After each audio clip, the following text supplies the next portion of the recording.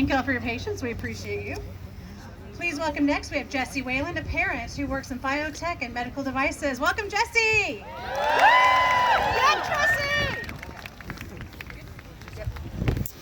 Yes, thank you. Yes, all right. Hello, everybody. As introduced, I am Jessie. While I may not have all the fun letters after my name as others who have spoken before me and will after me, I have years of hands-on industry work. I've been working in the biotech industry and now medical devices around Boston for the last 8 years. I have touched many levels of vaccine research through my career so far. At my first job, I ended up training new people from all different backgrounds. Now I get to watch those people. For some, my training was their first introduction to science-related work, flourish and improve our industry even further.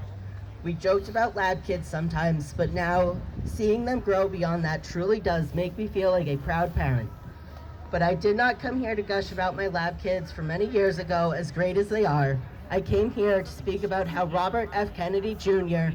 puts the future of all of my work in the work of those I've worked with, from DNA sequencing for researchers to the thousands of liters and buffers and medias I've made for testing, to manufacturing safe vaccines in dire jeopardy. His views on vaccines and human health are dangerous and not backed by any type of education in the field, never mind real science. He did not start in the medical field, nor did he end up there based on merit. Just a few years ago, he started the anti-vax organization, Children's Health Defense. That was his first experience in anything loosely related to the medical field. He's crazy. His true start was in law, which eventually led to environmental law. He truly seemed to care about the planet for a time in the 80s and 90s when he did good work for the Hudson River Valley. It is how we got to the man he is today that continues to baffle me. A staunch conspiracy theorist, he holds that he has never been anti-vax or spread misinformation.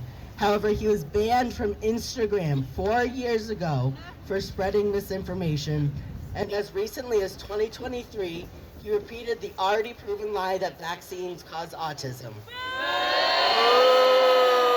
Even if they did, which to be very clear, they do not, what is wrong with autism? What is scarier about that than death? He claimed no vaccine is safe and effective. I spend the majority of my career seeing firsthand all of the tests that vaccines go through. They take years of careful development, many rounds of testings and review. This is the same way any medication or medical device is developed. We now have someone in control of the FDA that does not believe this process is safe or effective. What will that do to future innovation of the biotech industry? What will that do to human health? He does not want people who have worked in the pharmaceutical industry to work in government. That means he does not want experts in our field, some of the most educated people in the United States, to work for the government. This man, full of parasitic brainworms and mercury, says he knows better than them. And he has the power to remove and replace the experts already on the vaccine committee. He could, without breaking any promises he made during confirmation, destroy this vital public health resource. He is not fit to lead the Health and Human Services.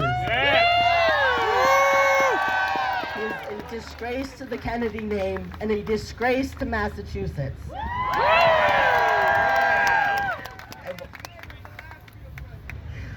I want to end with a personal story.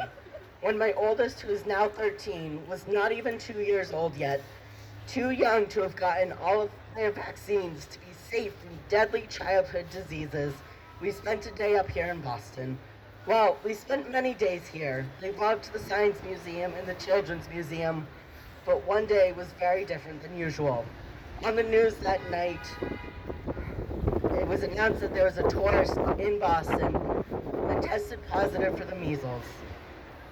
And then they listed the places that that tourist had been, and they matched all of the places we had been that day. I spent a week in absolute terror, waiting for any signs of illness. No parent should have to experience that in any nation, let alone a developed nation. If we continue down this path, our kids will be at risk for preventable diseases. As fewer children are vaccinated due to conspiracy theorists like Robert F. Kennedy Jr., those who cannot be vaccinated for legitimate health reasons and age are more at risk.